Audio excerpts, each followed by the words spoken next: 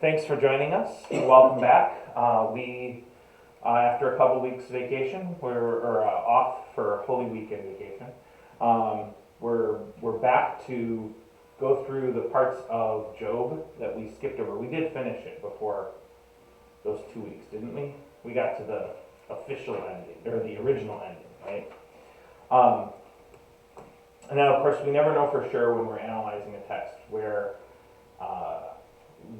when and where each stages of development in the text, or when and where the changes happen.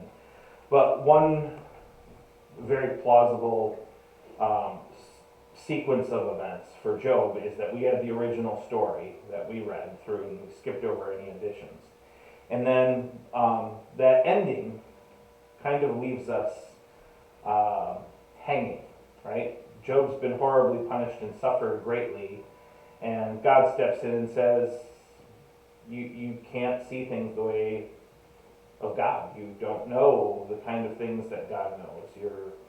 We're just human. We're limited in our capacity, right? But at the end of that original story, Job is left with the suffering and all of that has happened to him. There's actually, I don't know if anybody, I have a copy in my office, but if you've seen the Brick Bible, the Brick Bible is a full-color, glossy version of the Bible that retells the story using pictures made from Legos to tell a story. And what's really interesting is, even the end of the story where Job's fortunes and everything have been restored, the pictures that they use in the Brick Bible, you can tell some scholars actually helped make this. It has all these pictures, and and Job in all of the pictures is this green Lego figure who's like got stars all over his body, still until the end, because as we're going to read in a moment with the added ending, even though Job gets a lot of the things back that he lost, at no point does the story ever tell us that he's cured of all the physical afflictions that have happened to his body. And that gets sort of highlighted in the Brick Bible in their images, because they keep Job in his suffering position, his physical suffering, all the way through their images of even the ending where everything is supposedly restored. So likely we get that because there's no mention of Elihu in this alternate ending, which suggests Elihu hasn't been added at that point.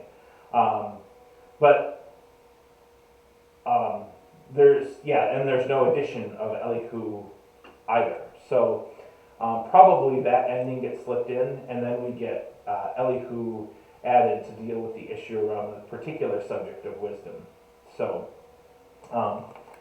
since it's only a portion of a chapter, I'm just going to read that section for us real quick. So we're starting at chapter 42, verse 10. And the Lord restored the fortunes of Job, when he had prayed for his friends, and the Lord gave Job twice as much as he had before. Then there came to him all his brothers and sisters, and all who had known him before, and they ate bread with him in his house. They showed him sympathy and comforted him for all the evil that the Lord had brought upon him. And each of them gave him a piece of money and a gold ring. The Lord blessed the latter days of Job more than his beginning. And he had 14,000 sheep, 6,000 camels, 1,000 yoke of oxen, and 1,000 donkeys. He also had 7 sons and 3 daughters. He named the first Jemimah, and the second Keziah, and the third Karen Hapuk. In all the land there were no women so beautiful as Job's daughters, and their father gave them an inheritance along with their brothers. After this, Job lived 140 years and saw his children and his children's children, 4 generations. And Job died old and full of days. So, it's intriguing because, so first off, We have, what verse number was that? 11? I guess so, these are long verses. Towards the end of 11, all of his friends and family showed up, and they showed him sympathy and comforted him for all the evil that the Lord had brought upon him. That's quite a proclamation, isn't it? We normally would not read that strong of an accusation, especially given that the opening of the story was, did God really do it? Or did God just allow Satan to do it? I mean, that might be splitting hairs. It's sort of like, I was just following orders. Well, which person committed the crime? The general who gave the order, or the soldier who carried it out? It's kind of both. You can't have, you really don't have one without the other. But it's interesting that that this ending takes the interpretation that it's God who enacted the evil, and doesn't ascribe the guilt or fault to the accuser, the Satan figure in this story, who is the one who actually brought about, and not only the one who actually brought about the suffering, but the one who had the notion to bring about the suffering. The three daughters' names are Hebrew and mean dove, cinnamon, and horn of antimony. I don't know that really means much of anything. Here we go. I've got a note in here. Apparently, Baal, who is the god, one of the Canaanite gods that often is treated very negatively in the Bible, as are his worshippers and prophets, supposedly had three daughters as well. And perhaps they shared the same names. I'm just reading this commentary now. They share, Baal's daughters share the same names as Job's daughters. And just like Job's sons are not named, which is an oddity in the Bible, to have the women named and not the men. Neither are Baal's sons named. This is, looks like this might be in Syriac, which is something we might look at after this, next week.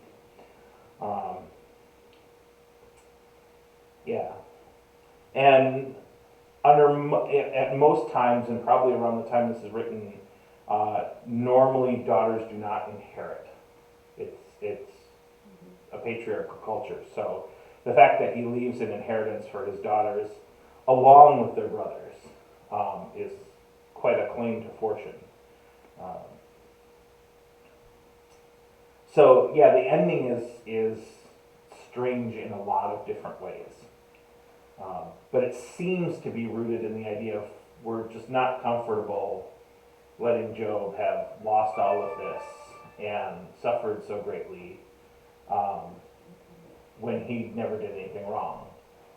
So the writers of the editors who add the ending seem to be siding with Job in the debate between him and his friends, right?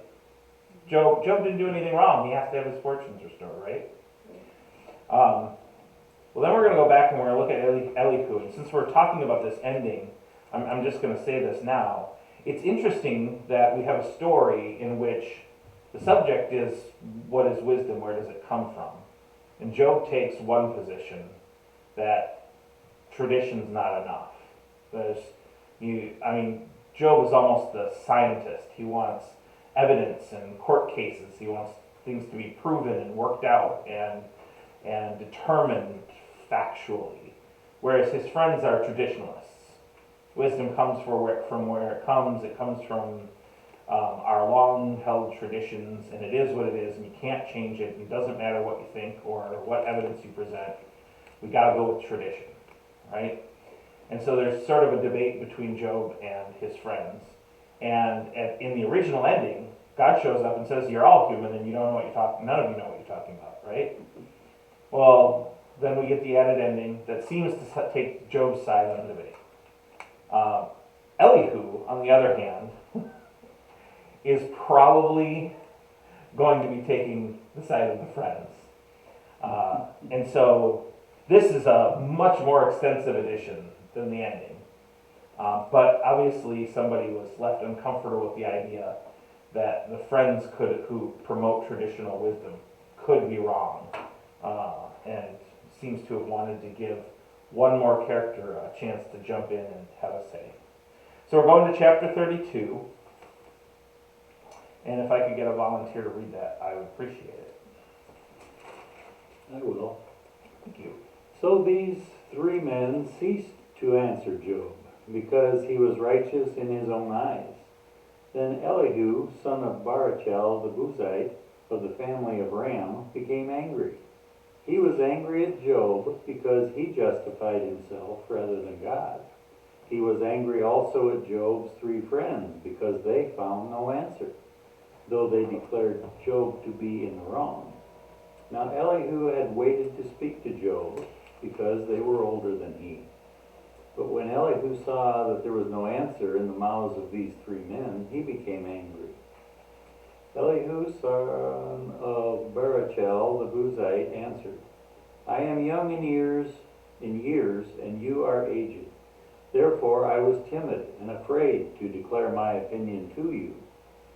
I said, let days speak, and many years teach wisdom. But truly it is the spirit in a mortal, the breath of the Almighty that makes for understanding. It is not the old that are wise, nor the aged that understand what is right. Therefore I say, listen to me, let me also declare my opinion. See, I waited for your words, I listened for your wise sayings, while you searched out what to say. I gave you my attention, but there was in fact no one that confuted Job, no one among you that answered his words. Yet do not say we have found wisdom. God may vanquish him, not a human. He has not directed his words against me, and I will not answer him with your speeches. They are dismayed, they answer no more. They have not a word to say. And am I to wait because they do not speak, because they stand there and answer no more? I also will give my answer. I also will declare my opinion. For I am full of words. The spirit within me constrains me. My heart is indeed like wine that has no vent, new wineskins ready to burst. I must speak so that I might find relief. I must open my lips and answer. I will not show partiality to any person, or use flattery toward anyone. For I do not know how to flatter, or my Maker would soon put an end to me. Thank you. Mm-hmm. It's a whole lot of fury signifying nothing, as the bard would say. So part of the indication that we have that this is an addition is all of a sudden it drops into a narrative form, that first part.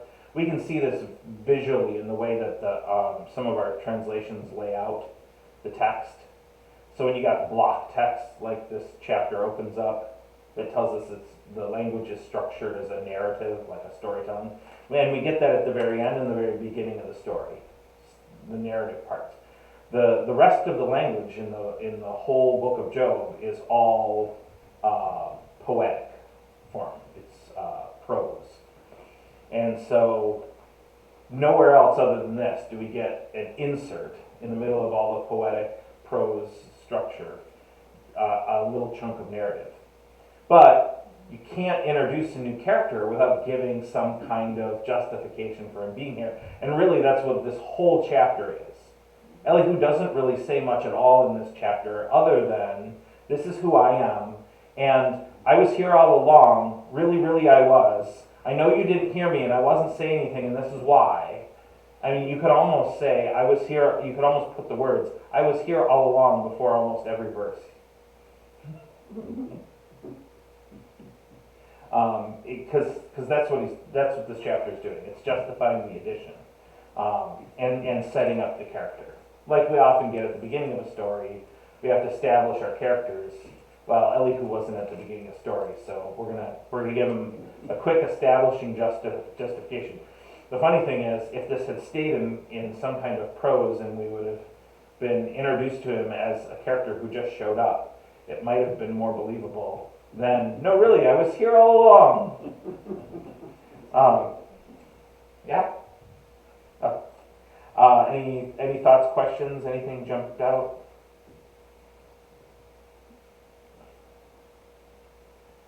He's very critical. Everybody's wrong, right? All right. Would someone read 33, please? Okay. But now hear my speech, O Job, and listen to all my words. Behold, I open my mouth, the tongue of my mouth speaks. My words declare the uprightness of my heart, and that what my lips know, they speak sincerely. The Spirit of God has made me, and the breath of the Almighty gives me life. Answer me, if you can. Set your words in order before me. Take your stand. Behold, I am toward God as you are. I too was formed from a piece of clay. Behold, no fear of me need terrify you. My pressure will not be heavy upon you. Surely you have spoken in my hearing, and I have heard the sound of your words. You say, I am clean without transgression. I am pure, pure, and there is no iniquity in me. Behold, he finds occasions against me. He counts me as his enemy. He puts my feet in the stocks and watches all my paths. Behold, in this you are not right. I will answer you. God is greater than man. Why do you contend against him, saying, he will answer none of my words? For God speaks in one way, and in two, though man does not perceive it. In a dream, in a vision of the night, when a deep sleep falls upon men, while they slumber on their beds, then he opens the ears of men, and terrifies them with warnings, that he may turn man aside from his deed, and cut off pride from man. He keeps back his soul from the pit, his life from perishing by the sword. Man is also chastened with pain upon his bed, and with continual strife in his bones, so that his life loathes bread, and his appetite daily food. His flesh is so wasted away that it cannot be seen, and his bones which were not seen stick out. His soul draws near the pit, and his life to those who bring death. If there it be for him an angel, a mediator, one of the 1,000, to declare to man what is right for him. And he is gracious to him, and says, deliver him from going down into the pit. I have found a ransom. Let his flesh become flesh with you. Let him return to the days of his youthful vigor. Then man prays to God, and he accepts him. He comes into his presence with joy. He recounts to men his salvation, and he sings before men and says, I sinned and perverted what was right, and it was not requited to me. He redeemed my soul from going down into the pit, and my life shall see the light. Behold, God does all these things twice, 3 times with a man, to bring back his soul from the pit, that he may see the light of life. Give heed, O Job, listen to me. Be silent, and I will speak. If you have anything to say, answer me. Speak, for I desire to justify you. If not, listen to me. Be silent, and I will teach you wisdom. It's convenient when you're the speaker who comes in the room after everybody else has left, right? Mm-hmm. Elihu is in addition to this, keeps challenging Job to speak, to answer him, right? Yeah. Which of course he's not going to, because that was already written long ago. So, this author's taking advantage of the fact that Job's not going to speak to give authority and authenticity to Elihu. Because Job has, for the most part, been the character who the audience is generally going to gravitate toward, if they don't already have a belief or opinion on the subject matter. Job is written so that people gravitate towards Job, because he's established as the good and righteous character. We don't really know if any of these other 4 or 3 plus Elihu are decent, good people. The book doesn't tell us, but we know that Job is good and right and upstanding, and even when put to the test the first time, he doesn't rebel. And some could argue that, well, he calls on God to answer him and tell him why he's being punished. He doesn't actually deny or reject God. He remains upright through it all. One of the things we do get with Elihu is a little bit of theology that none of the other characters really bring. The book up until this point, up until Elihu, is really focused on the question of where does wisdom come from, right? What is wisdom? Where does it come from? Elihu is bringing the theological perspective. In the last chapter, we had where was it that he said this? Verse 8. Truly, it is the Spirit and immortal, the breath of the Almighty, that makes for understanding. Right. So, our knowledge comes from the Spirit of God within us. And then here several times he gets into this issue of the pit from which souls need to be saved. I want to do a little aside on that really quickly, because most of the Hebrew Bible, the afterlife is just Sheol.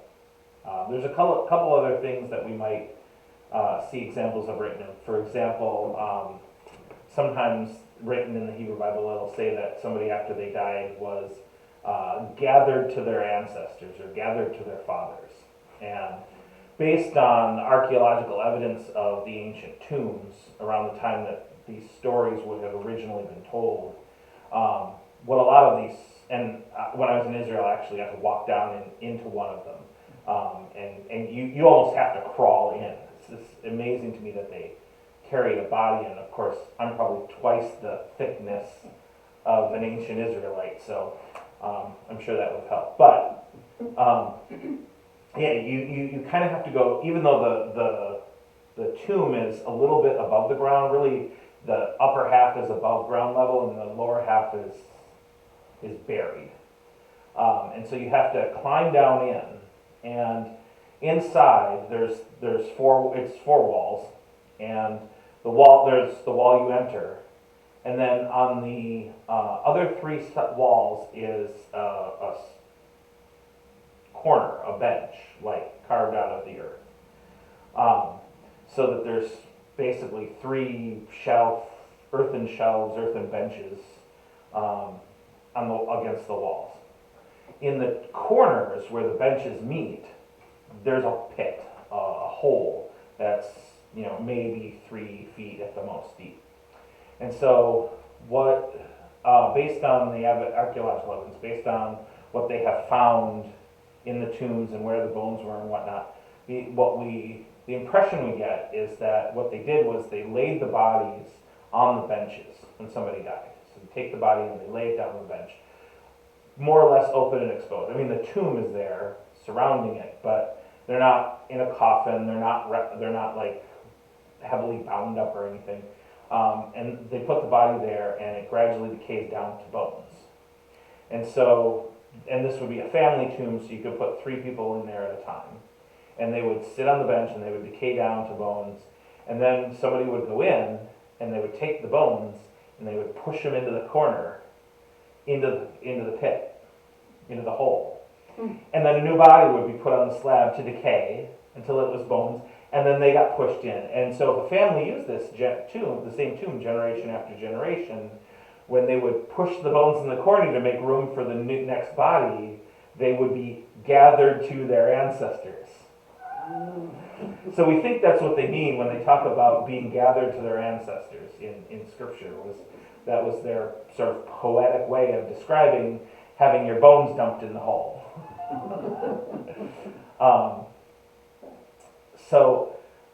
That's what that looked like, and the general notion of the afterlife was that you went somewhere underground. You went down beneath the soil, beneath the dirt, and they called that Sheol. And there was no distinction between good or bad. Everyone went to Sheol. Okay, through the first 1,300 years of the writing in the Bible, it's always to Sheol that people went. Now, along comes a little bit of, I believe it's from Greek culture, but it might have also been from Assyrian or Babylonian culture. I'd have to go back and check, but there's a development in burial rites at some point in the history of ancient Israel where they moved to something called an ossuary. And an ossuary is a box carved out of stone, and it's not big enough for a person. I mean, the big ones were maybe 3 feet long, right? And so they would put the bones inside, and then the ossuary would be put in a tomb or monastery or something like that, and then kept. And a lot of them that we have found are very plain. They're just it's not quite a rectangular cube. It's more like a inverted trapezoid, right? So the sides kind of come up, almost like a bowl, but it's rectangular, and then with a lid on top. Some of them are really elegant, and they have hand-carved symbols all around them, and they're engraved with whose bones are in there, and so it really depended on what kind of resources and money or skill, if the family had somebody skilled there, that how fancy these ossuary boxes would get. One of the interesting things is that I'm blanking on who it is, the son of Alphaeus, who's mentioned in the New Testament. For a long time, like, I don't know, 1800 years of Christianity or so, people had no idea, there was no evidence that this person existed. He's mentioned in the New Testament, and like a lot of the biblical stories, we didn't have a whole lot of physical evidence to prove the stories. Well, sometime in the last 100 years, they found an ossuary, and engraved on the side of it is whatever the guy's name is, which escapes me, son of Alphaeus. It matches both the given name and the lineage, and it dates to about the same time period. And all of a sudden, we had this evidence that this character who's mentioned in the biblical story really existed. We had physical proof of it. It was a real exciting thing in the world. Anyways, so the bones were always the thing that was kept and collected in some way, whether it was to the pit or to the bone box, the ossuary. And so that's kind of an interesting, because it's hard to get rid of bones. They calcify, they don't decay and whatnot. So it's not surprising. The language that's used in this chapter by Elihu, where he talks about the pit and having your soul saved from the pit, this is a new edition, and there's a couple of possibilities where it comes from. It might come from the description, it might come a little bit from the description of Hades from Greco-Roman culture, because by this point in history there's been, even though Rome, well, no, by the point that Job is written, we've definitely had contact with Greek culture, because the Macedonians right around this time have swept across all the way to the Indus River, and though if you look at the Alexander the Great story in the records, there's really not much mention of Israel at all, because it was just a bunch of farmers and shepherds for the most part, maybe a couple of cities. It wasn't really a huge thing, it wasn't an empire or anything. And so Alexander the Great, the Macedonians, they don't make much mention of it. The alternative source, and it might come from a little bit of both, is Zoroastrian religion. Zoroastrian religion creeps up somewhere around this time period, and it comes from the what's now in modern day Iran, Persian, Assyrian cultures, mainly Persian, and it's an interesting religion, and it's kind of fascinating because it comes on the stage in a way that's relatively unique to the world at this point. Zoroastrianism rises up as a duality religion. There's two gods. One is the God of light and goodness, and the other is fire and evil and darkness. Okay, or no, I take that back. I think fire is associated with a good God. Anyways, it's two gods. One's good and one's evil, right? To this point in history, at least to the best of my knowledge, there's never been a religion in the world that had just two gods. Either you have you have the burgeoning monotheistic religions like Judaism, which is itself pretty exclusive, pretty unique.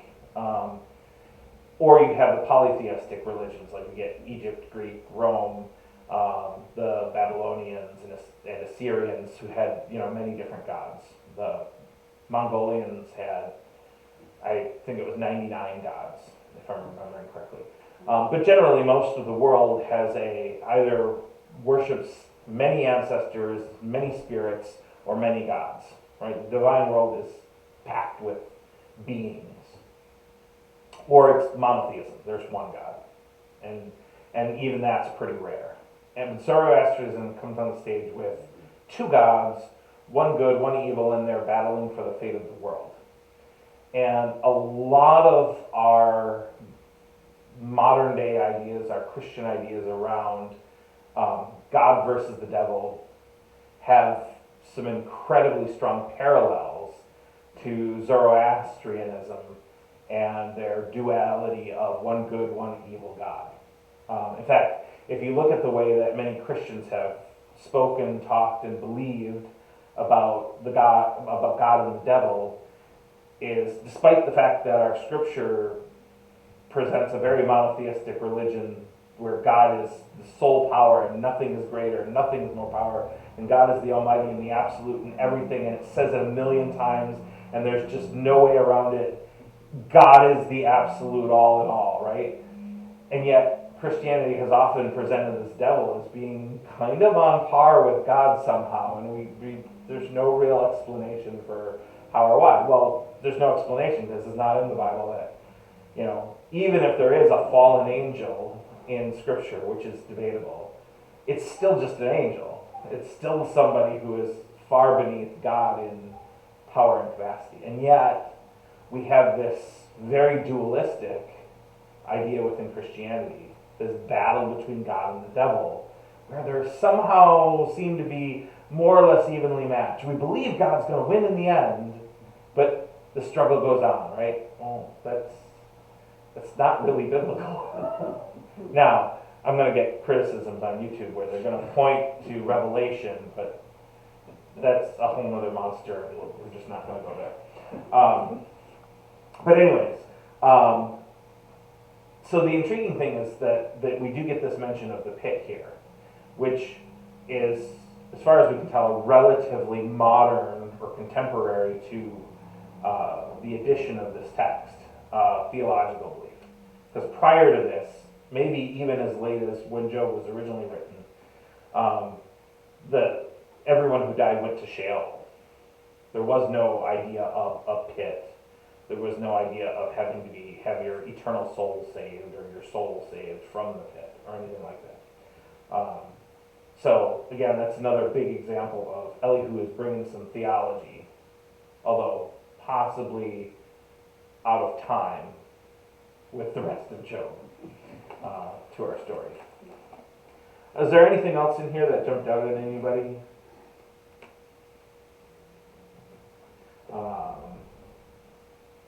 Okay. How are we doing for that? Okay. 34? I'll do 34. Thank you. Then Elihu said, "Hear my words, you wise men. Listen to me, you men of learning. For the ear tests words as the tongue tastes food. Let us discern for ourselves what is right. Let us learn together what is good. Job says, I am innocent, but God denies me justice. Although I am right, I am considered a liar. Although I am guiltless, his arrow inflicts an incurable wound. Is there anyone like Job who drinks scorn like water? He keeps company with evildoers. He associates with the wicked. Then he says, there is no profit in trying to please God. So listen to me, you men of understanding. Far be it from God to do evil, from the Almighty to do wrong. He repays everyone for what they have done. He brings on them what their conduct deserves. It is unthinkable that God would do wrong, that the Almighty would pervert justice. Who appointed him over the earth? Who put him in charge of the whole world? If it were his intention and he withheld his spirit and breath, all humanity would perish together and mankind would return to the dust. If you have understanding, hear this. Listen to what I say. Can someone who hates justice govern? Will you condemn the just and mighty one? Is he not the one who says to kings, you are worthless, and to nobles, you are wicked? Who shows no partiality to prince, and does not favor the rich over the poor? For they are all the work of his hands. They die in an instant in the middle of the night. The people are shaken and they pass away. The mighty are removed without human hand. His eyes are on the ways of mortals. He sees their every step. There is no deep shadow, no utter darkness, where evildoers can hide. God has no need to examine people further, that they should come before him for judgment. Without inquiry, he shatters the mighty, and he sets up others in their place. Because he takes note of their deeds, he overthrows them in the night, and they are crushed. He punishes them for their wickedness, where everyone can see them. Because they turned from following him and had no regard for any of his ways, they caused the cry of the poor to come before him, so that he heard the cry of the needy. But if he remains silent, who can condemn him? If he hides his face, who can see him? Yet he is over individual and nation alike, to keep the godless from ruling, from laying shares for the people. Suppose someone says to God, I am guilty, but will offend no more. Teach me what I cannot see. If I have done wrong, I will not do so again. Should God then reward you on your terms when you refuse to repent? You must decide, not I. So tell me what you know. Men of understanding declare, wise men who hear me say to me, Job speaks without knowledge. His words lack insight. Oh, that Job might be tested to the utmost for answering like a wicked man. To his sin he adds rebellion. Scornfully he claps his hands among us and multiplies his words against God. Okay, so Elihu's argument is there's proof that you're bad, that you're wicked, even though everything so far in this book has said otherwise. Not just Job's own words, but the narrative story. And we really get that at the beginning of 34. Who is there like Job in verse 7? After that, he kind of goes on a tirade suggesting that Job has done kind of evil, wicked things. Mm-hmm. Keeps company with evildoers, walks with the wicked. That's news. That hasn't been mentioned before. There was no discussion of that between Satan and God. Why would Satan have needed to test him if that had been the case? Should have been obvious. But Elihu seems to know things nobody else knows, including God. And then this thing in verse 9, and I'd have to double check this, but he supposedly quotes Job saying, it profits one nothing to take delight in God. I'm not sure if that's a literal quote. I have to go back and double check it. I was hoping I'd have a cross-reference in here, but I don't. If it is.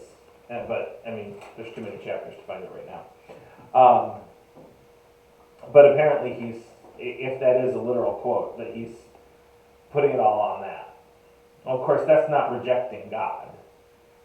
He's just saying, I mean, if Job literally said that, Job was saying, look, I haven't done anything wrong. I've done everything right. And so if I can suffer this greatly, then how is it profiting a person to take delight in God, right? Like that's not necessarily a rejection of God directly. That's an argument, right? That's trying to make sense of what's going on in the world. But Elihu's not going to take it that way. Elihu's going to take it as great and deep offense and a sin.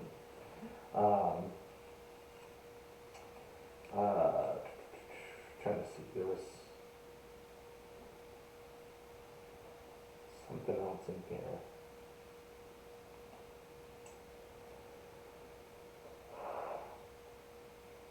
Does anything jump out at anyone?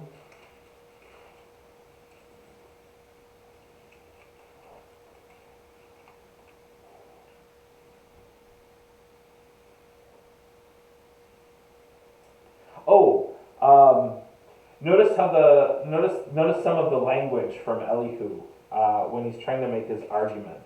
Let me see. Starting around 12. Of a truth, God will not do wickedly, and the Almighty will not pervert justice. Who gave him charge over the earth, and who laid on him the whole world? What does that sound like? Kind of sounds like God's language when God responds to Job in a couple chapters yet to come, right? Asking the questions of, were you there in the beginning? Who did this? When did that happen? And so Elihu kind of borrows from the future, from God's language, to lift up Elihu, to make Elihu look like, oh, see, I was in alignment with God all along, right? Kind of skews God's words, though, doesn't it?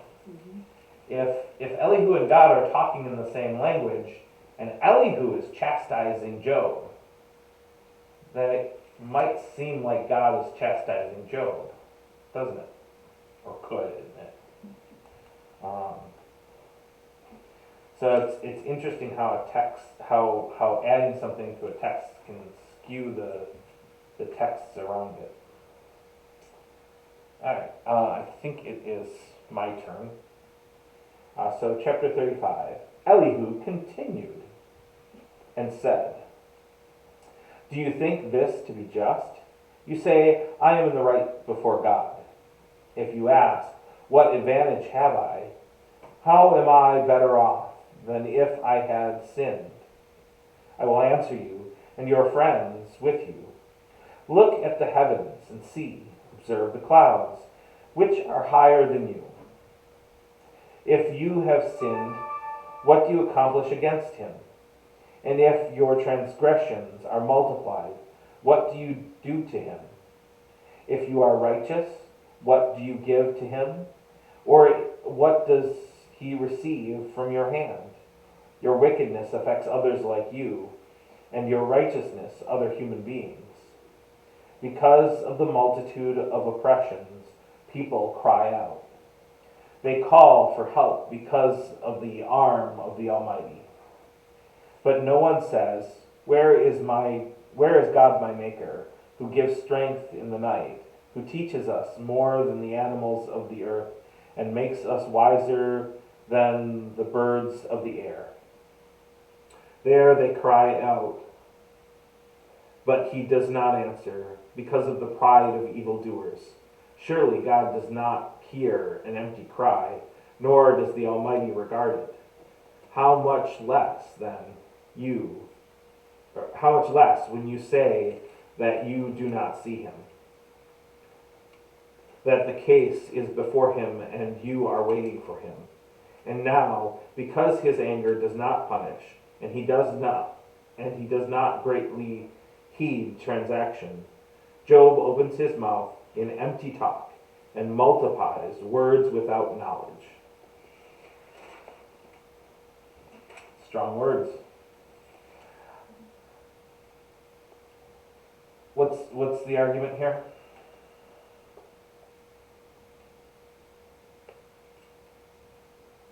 Or what do you pick up from what Elihu is saying?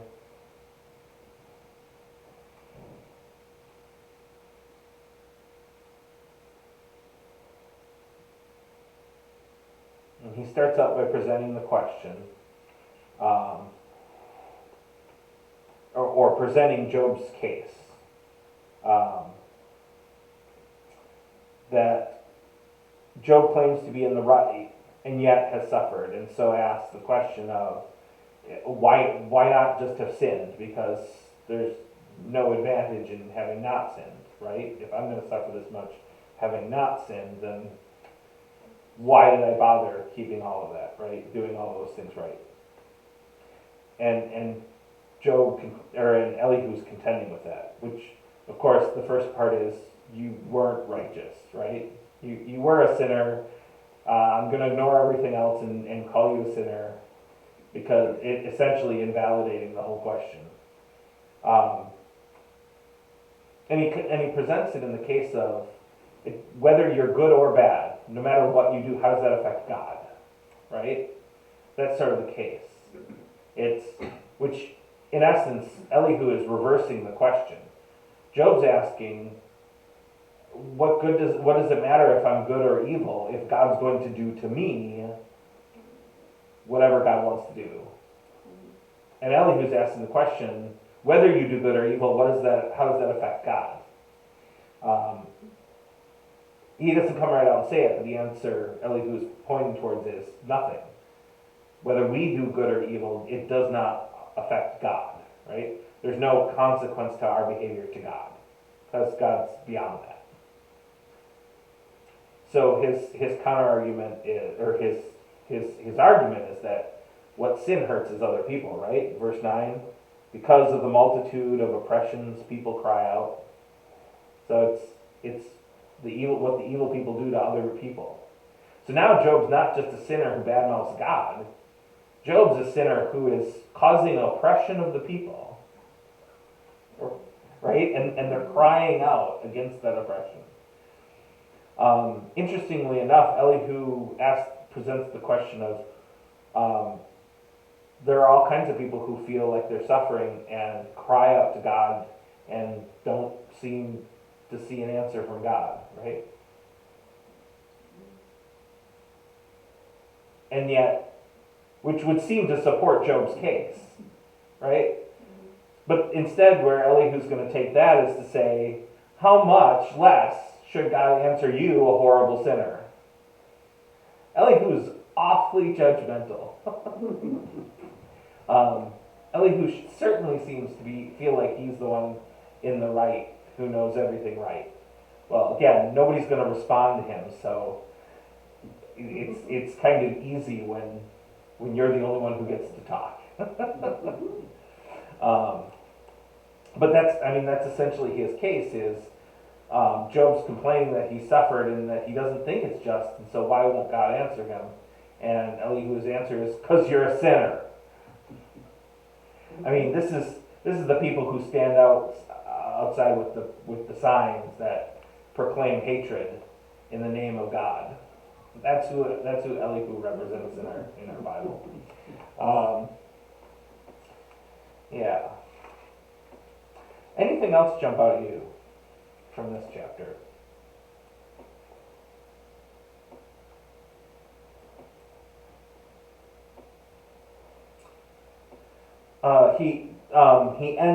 He ends in a way that I think he used a couple of chapters ago. I don't know if I thought it was also the end of a chapter, but I'm not sure. Where did that go? Take a real quick look. I'm not sure, but he's used this phrase before, where he says that Job opens his mouth in empty talk and multiplies words without knowledge. Right? Like you're talking for nothing. There's nothing backing up your words. You're an idiot. That's what he's saying. And if we go back to his opening where he talks about knowledge coming from the Spirit of God, there's an interesting cyclical argument being set up that Elihu is creating here.